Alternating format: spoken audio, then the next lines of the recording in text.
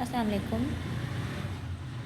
अच्छा जी गर्ल्स, आज हमारे इस चैप्टर का आखिरी टॉपिक है about some requirements and principles of negotiation. ठीक है, हमने नेगोशिएशन को डिफ़ाइन किया, हमने फिर डिस्कस किया था कि उन नेगोशिएशन को मैनेज कैसे कर सकते हैं। Then we talk about the partnering क्या होती है, चार्टरिंग क्या होती है, किस तरीके से विन विन सोल्यूशन से हम अपने नेगोशिएशन को डील आउट कर सकते हैं, अपने प्रॉब्लम्स को सॉल्व कर सकते हैं within the organisation, within the parties and within the different functional managers and management. ठीक हो गया। अब बात करते हैं कि नेगोशिएशन करने का, बातचीत करने का तरीक़ाकार क्या है। ऑब्वियसली हम बातचीत कोई भी किसी भी फॉर्म पे कर सकते हैं, मैं कर सकती हूँ, आप कर सकते हैं, but apart from the general principles and requirements there are some requirements जो कि आप नेगोशिएशन में different both parties, parent company and project management company, ये दोनों मिलकर एक प्रिंसिपल कह लें या उसको आप रिक्वायरमेंट कह लें कि अगर नेगोशिएशन करनी है तो ये फ़लाँ पॉइंट्स आप अगर होंगे तो नेगोशिएशन हो सकती है और बेहतर हो सकती है। ठीक है, ये रिक्वायरमेंट्स इसीलिए बनाई गई हैं ताकि नेगोशिएशन हो, जो भी विन विन सोल्यूशन है, दोनों पार्टीज़ आपस में जो रिक्वायरमेंट्स के तहत अपनी बातचीत को ज़्यादा सॉल्व आउट करें। लोकेशन क्या है, लोकेशन क्या होगी, बातचीत के एजेंडा क्या होगा, कौन लोग शामिल हो गए एंड फलां। तो बेसिकली देर आर 4 यूँ कह लें स्टेप्स कह लें आप इसको, या फिर आप ये कह लें इट्स क्वाइट स्ट्रेट फॉरवर्ड ना, कि ये रिक्वायरमेंट्स बोथ पार्टीज़ की तरफ से स्ट्रेट फॉरवर्ड होती हैं कि अगर नेगोशिएशन होगी तो इन पॉइंट्स पर होगी, जिसमें से हम 4 इनके स्टेप्स हैं, 1 2 3 4 उसको हम डिस्कस करते हैं 1 बाय 1 कि ऐसी नेगोशिएशन किस बेस पे स्टार्ट होती है। But before moving towards the requirements कह लें या प्रिंसिपल्स कह लें, पहले हम बात करते हैं कि नेगोशिएशन की ज़रूरत क्यों पड़ती है। बेसिकली 2 बातें ऐसी हैं जहाँ पे अगर कॉन्फ्लिक्ट अराइज होते हैं तो वो क्यों होते हैं।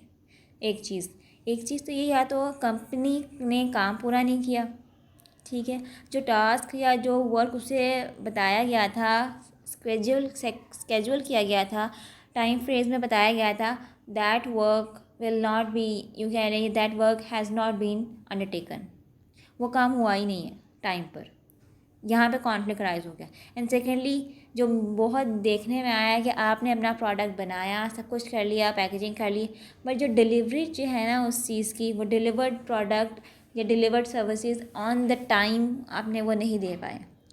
तो रिसर्च ने कहा, ये रिसर्च में बहुत दफ़ा देखा गया, जो कॉन्फ्लिक्ट्स अराइज होते हैं छोटे बड़े सब सॉल्व हो जाते हैं, लेकिन ये दो जो पॉइंट्स हैं या ये दो जो बातें हैं, तो इनकी वजह से जो है वो नेगोशिएशन में आपको प्रिंसिपल्ड या फिर बेसिक रिक्वायरमेंट के साथ साथ आप उनको लेकर चलेंगे तो ही नेगोशिएशन में विन विन सोल्यूशन हो सकती है। अदरवाइज़ इन सोल्यूशंस कॉन्फ्लिक्ट को में जो नेगोशिएशन है वो ज़रा हाई लेवल पर चली जाती है, उसको फिर सॉल्व आउट करना ज़रा मुश्किल हो जाता है।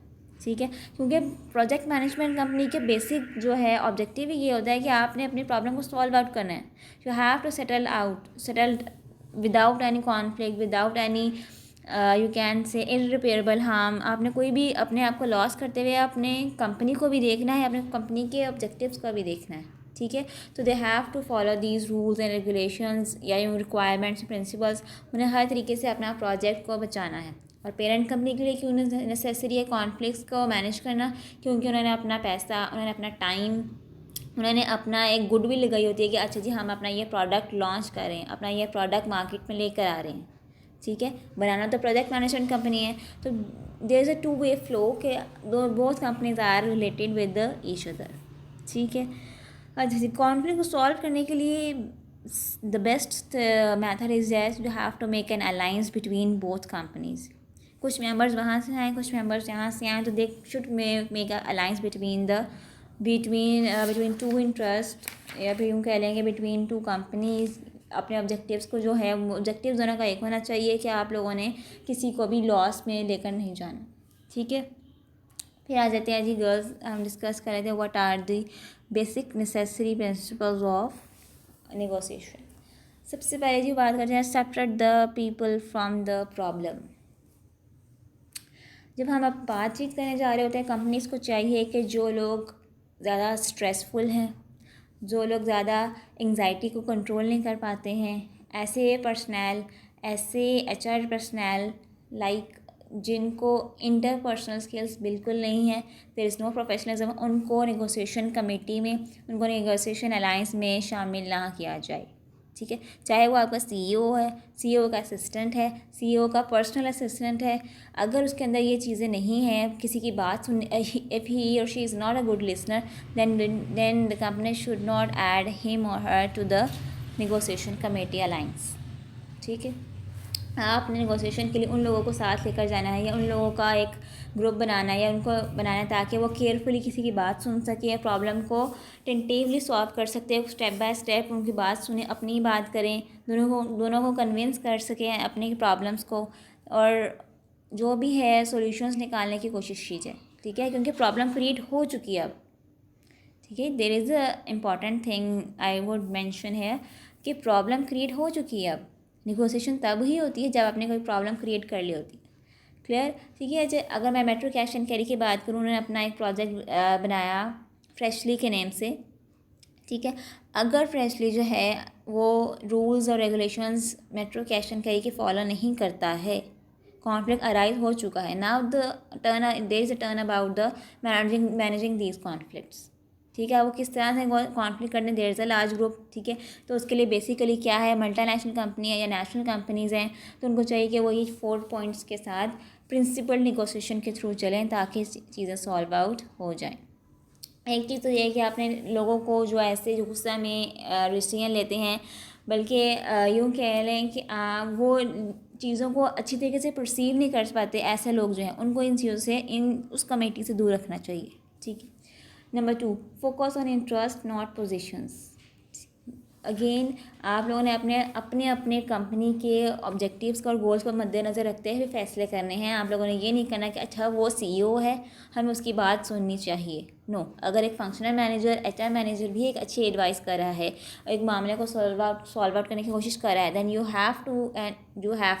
You must listen them him. ठीक है, सीनियर मैनेजर बेशक ऑनर की पोजीशन पे ही क्यों ना बैठा हो, ऑर्गेनाइजेशन को देख के हमें अपनी बात करनी है, हमें किसी के सीनियर पोस्ट को देखकर बात नहीं करनी चाहिए। ठीक है, चाहे वो आपकी कोई भी किसी भी बेस पर गलती है। Number 3, before trying to reach agreement invent options for mutual gain. किसी भी डिसीजन पर जाने से पहले हमें दोनों पार्टीज़ के म्यूचुअल इंटरेस्ट को, म्यूचुअल गेन को मद्देनज़र रखना है।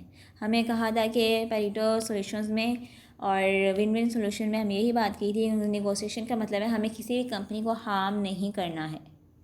ठीक है, बोथ पार्टीज़ में फ्लेक्सिबिलिटी का एलिमेंट हमेशा होना चाहिए।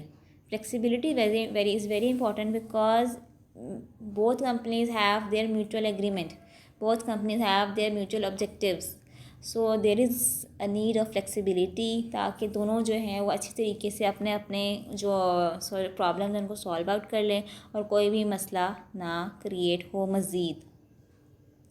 And last one is insist on using objective criteria. आप लोगों ने क्या कंपनी को चाहिए कि बिफोर के बजाय इसके ये देने के कि हमारे ऑब्जेक्टिव्स में शामिल नहीं है, हम ये काम कर नहीं सकते। ठीक है, आप अपने ऑब्जेक्टिव से पीछे नहीं हट सकते, लेकिन ऑब्जेक्टिव्स को इंक्रीज़ ज़रूर कर सकते हैं। यहाँ पे मैं आपको एग्जांपल दूँगी क्लॉक की। एक क्लॉक है तो उसमें एक 12 होती हैं फिगर्स होती है 1 से लेकर 12 तक, but you can't create a 13 in that clock. ठीक है, आप उस क्लॉक के साइज़ को इंक्रीज़ कर सकते हैं, उसको स्क्वायर कर सकते हैं, उसको राउंड कर सकते हैं, इवन कि उसको एक डिफरेंट डिज़ाइन भी कर सकते हैं। ठीक है, you have to insist on using objective criteria. हमारा ऑब्जेक्टिव है कि हमने अपने प्रोडक्ट को लॉन्च करना ही करना है, और से बहुत सारे तरीके हो सकते हैं, आप उन पर फोकस करें। जो प्रॉब्लम क्रिएट हो गई है, बजाय उसका अगर कोई लॉस भी हो गया है तो आपने दूसरी कंपनी को ब्लेम करने की बजाय अपने ऑब्जेक्टिव्स को ज़्यादा ध्यान दें और ऑर्गेनाइजेशन के म्यूचुअल इंटरेस्ट को ध्यान देते हुए प्रॉब्लम्स को सॉल्यूशंस की तरफ जाएं। ठीक है, अब ऐसा नहीं है कि प्रोजेक्ट गोल्स एंड अचीवमेंट की बात करनी चाहिए। ठीक है, ये नहीं होना चाहिए और ना ही ये सोच होनी चाहिए कि आप सीनियर हो। प्रोजेक्ट मैनेजर चाहे 10 साल से मार्केट में, चाहे 20 साल से मार्केट में, जो पेरेंट कंपनी है वो बेशक उसको 5 साल हुए हैं, नहीं, आप सीनियर होने के बावजूद ये नहीं होना चाहिए कि मैं सीनियर हूँ तो मेरी बात सुनी जाए। It's just not like that. आपने अपने, चाहे वो 5 साल से पेरेंट कंपनी, आपने क्या इंसिस्ट करना है कि जी हाँ हमारा ऑब्जेक्टिव ये है, हम इसके अकॉर्डिंग अपनी चीज़ों को लेकर चलेंगे। तो ये कुछ 4 स्टेप्स हैं जो कि कंपनी को चाहिए और पेरेंट कंपनी को भी चाहिए कि वो इन चीज़ों को लेकर चले और साथ लेकर चले, ताकि मामला जो है बेहतर तरीके से सॉल्व आउट हो जाए। ठीक है, बहुत सारे और तरीके हैं कि W5 Ws भी हैं इसमें कि ये who whom what why and किस तरीके से चीज़ें थी, होंगी और किस तरीके से होनी चाहिए। जो 5 Ws है ना, उसके उस चीज़ को हम नेगोशिएशन में सॉल्व आउट करने की कोशिश करते हैं। ठीक है, now guys, this is quite interesting case study. ये आप लोगों ने just give this case study a read, because इस पूरे चैप्टर में जो क्रक्स है ना, तो वो इस पूरे आपको, अगर आप इसको रीड करोगे ना, इसके आपको डिफरेंट वो समझ आ जाएंगे। What are the key changes companies manager have implemented and किस तरीके से उसने सॉल्व आउट किया, कौन किस स्टेप्स को फॉलो किया, फिर आपको आइडिया होगा and you will link that these steps with the requirements and the managing conflict. ठीक है, so they give this case study a read. अगर मुझे हुआ तो मैं क्लास के लेक्चर में ही आपसे इससे मुतालिक कुछ क्वेश्चंस भी कर लूँगी। ठीक हो गया, यहाँ पे चैप्टर आपका एंड है। और एंड जब भी मैं आपसे कहती हूँ कि हमेशा ग्लॉसरी को भी ज़रूर पढ़ा करें। अगर जो चीज़ आपको समझ नहीं आई, डेफिनेशन की समझ नहीं आई है, तो आप ग्लॉसरी को भी ज़रा एक नज़र देख लिया करें, आपको ज़्यादा बेहतर समझ आ जाएगी। ठीक हो गया।